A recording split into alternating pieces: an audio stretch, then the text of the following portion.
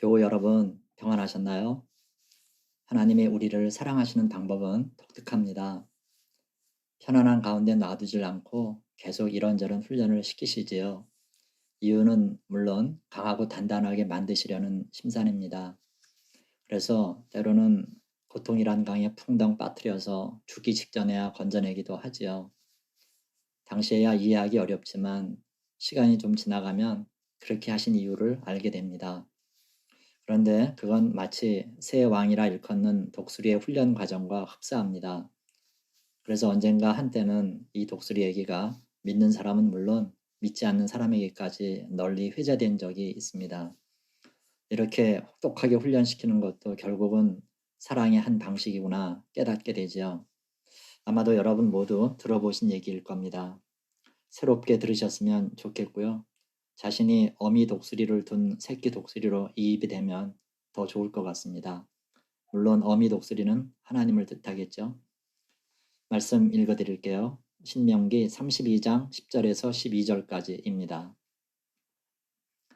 여호와께서 그를 황무지에서 짐승이 부르짖는 광야에서 만나시고 호위하시며 보호하시며 자기의 눈동자같이 지키셨도다.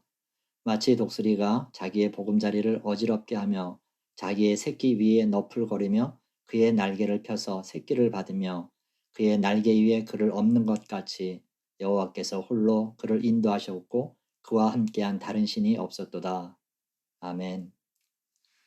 여러분, 독수리는 둥지를 어디에 두는지 아시죠? 아주 높은 곳에 마련합니다. 천길 벼랑 끝에 윗부분이나 높은 나무의 가장 꼭대기에 둥지를 틀어요. 그 재료 또한 여느 새들하고는 확실하게 차이가 납니다. 먼저 외곽 골조 공사를 하는데요. 공사 재료가 뭐냐? 가시나무입니다. 사방을 죄다 가시나무로 촘촘히 얽어 놓지요. 그런 다음 내장 공사를 하는데요.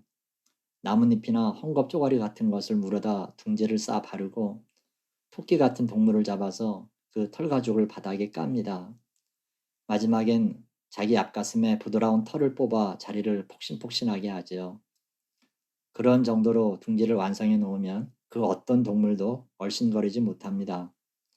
우선 둥지의 위치 자체가 높고 위험하기 때문에 올라갈 엄두를 못 내요. 어찌어찌 둥지까지 왔다 하더라도 요새처럼 단단하기 때문에 뚫을 수가 없는 거예요. 이 조류학자들에 의하면 어떤 독수리 둥지는 200kg 이상이나 되는 것도 있다 그럽니다. 그러니까 이 독수리 둥지는 동물 세계에서는 가장 튼튼하고 안락하고 포근한 그런 집일 겁니다. 독수리는 바로 그런 둥지에다가 알을 낳죠. 그래서 부화된 새끼는 아주 부드럽고 편안한 침대 같은 분위기에서 어린 시절을 보내게 됩니다. 때마다 어미가 먹이를 물어다 주기 때문에 아무 근심이 없어요. 그야말로 극진한 보호를 받으면서 자라지요. 그렇게 어느 정도 새끼가 크면 어미는 새끼가 보는 앞에서 날갯짓을 합니다. 날개를 펴서 오르락내리락 하는 걸 보여주는 거예요. 그렇게 새끼가 그 방법을 배우도록 합니다. 물론 새끼들도 엄마를 보면서 함께 날갯짓을 해보지요.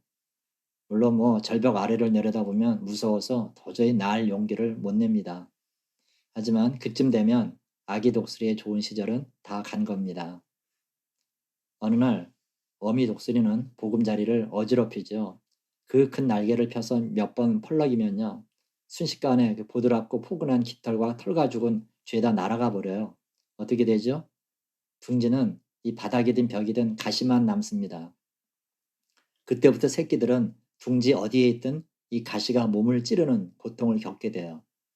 그래서 처음으로 둥지를 나갈 생각을 하게 되는 겁니다. 그렇게 가시 때문에 못 견뎌서 둥지 밖으로 나온 새끼를요. 어미 독수리는 자기 날개 위에다 태우고 높은 하늘로 올라갑니다. 새끼는 잔뜩 겁에 질리죠. 근데 느닷없이 어미 독수리가 새끼를 천길 만길 아래로 떨어뜨립니다. 새끼는 무방비로 한없이 추락합니다.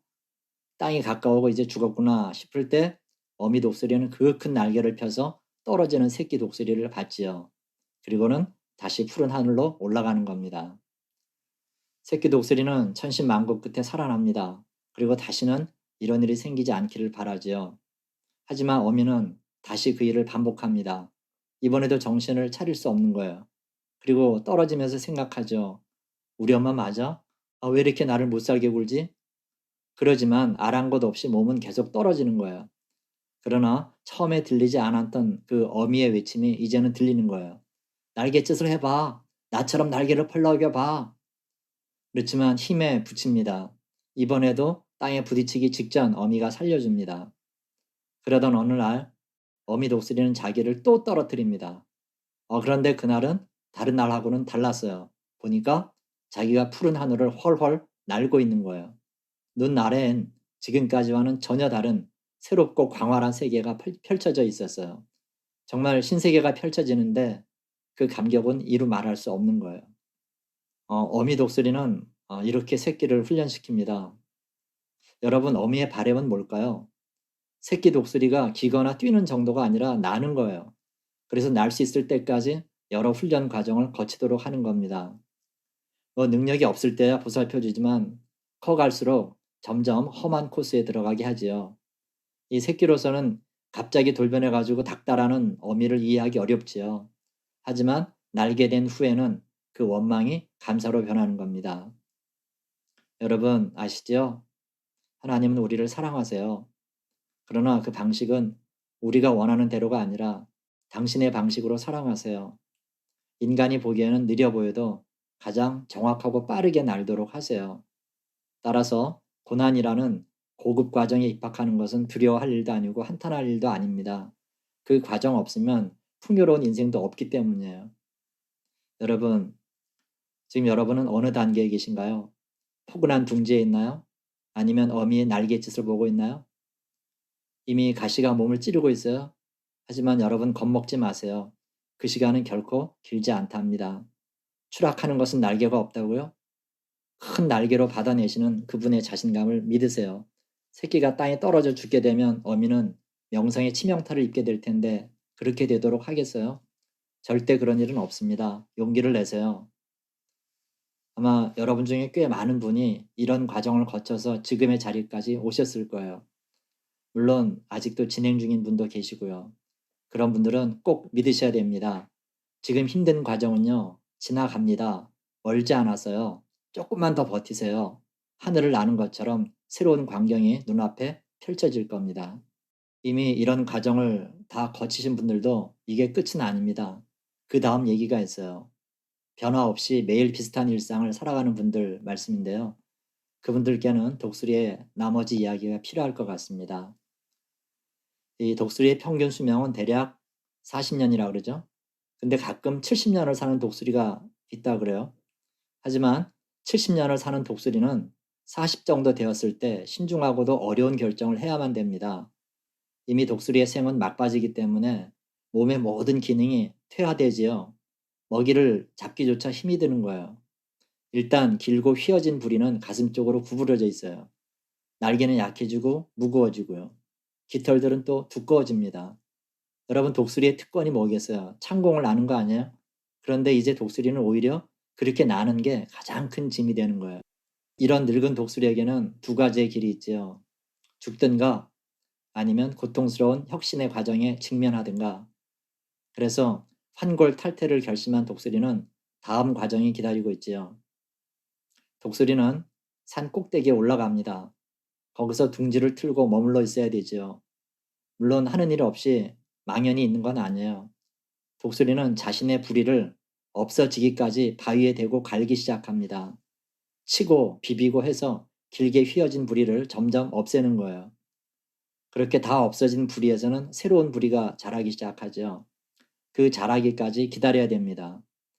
그렇게 부리가 자라면 그 다음은요. 그 튼튼한 부리를 가지고 자기의 발톱을 물어 뜯어서 하나하나 뽑아냅니다. 당연히 엄청난 통증이 수반되죠. 그래서 거기에도 새 발톱이 나옵니다. 이제 마지막으로 독수리는 그 발톱으로 자신의 낡은 깃털을 다 뽑아냅니다. 그러면 거기에는 또 새 깃털이 자라나게 돼요. 이렇게 해서 5개월이 지나면 독수리는 다시 힘차게 비상할 수 있습니다. 그런 인고의 기간을 거쳐 독수리의 생명은 30년 정도 연장되는 거죠. 여러분, 독수리 얘기가 아니라 우리 인생 얘기죠. 인생의 어느 시점에 우리에게도 이런 전환의 시기가 있어야 되지 않겠어요?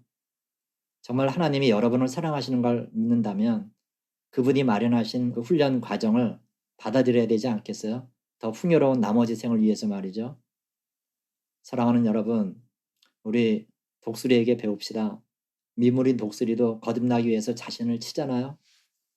지금 첫 번째 날기 위한 과정에 있는 분도 계실 거고 한골 탈퇴를 위해서 두 번째 과정에 계신 분도 있을 거예요. 어떻든 우리 각자도 인고의 화로에 스스로 자신을 집어넣어야 될 때가 있어요. 혹시 바로 지금이 그때가 아닐까요? 싸워야 되겠죠? 상황과 일상과 나 자신과요. 오늘 말씀처럼 주님께서는 우리를 황무지에서 짐승이 부르짖는 광야에서 만나시고 호위하시며 보호하시며 자기의 눈동자같이 지키실 거예요. 그의 날개를 펴서 새끼를 받으며 그의 날개 위에 그를 엎는 것 같이 주님께서 우리를 인도하실 거예요. 이것을 꼭 믿으시기 바랍니다. 이런 모습으로 진정한 믿음의 독수리가 다 되시기를 주님의 이름으로 축원합니다. 아멘. 기도하겠습니다. 주님, 우리를 날게 하시고 성숙을 위해 다시 자신을 쳐서 복종케 하시니 감사합니다. 때때로 연약해서 훈련 과정에서 이탈할 때도 있었지만 그래도 다시 싸울 힘을 주셔서 제 궤도로 돌아오게 하시고 그래서 여기까지 오게 하신 것은 전적으로 주님의 은혜입니다. 감사합니다. 더 힘을 내서 환골 탈퇴를 위한 늙은 독수리의 과정까지 갈 수 있도록 주여 힘 주시옵소서. 성령께서 친히 우리를 이끌어 주옵소서. 그래서 주님이 흡족해 하실 만큼의 믿음에 이르도록 매일 애쓰는 저희가 되도록 인도해 주옵소서. 예수님의 이름으로 감사하며 기도하옵나이다. 아멘.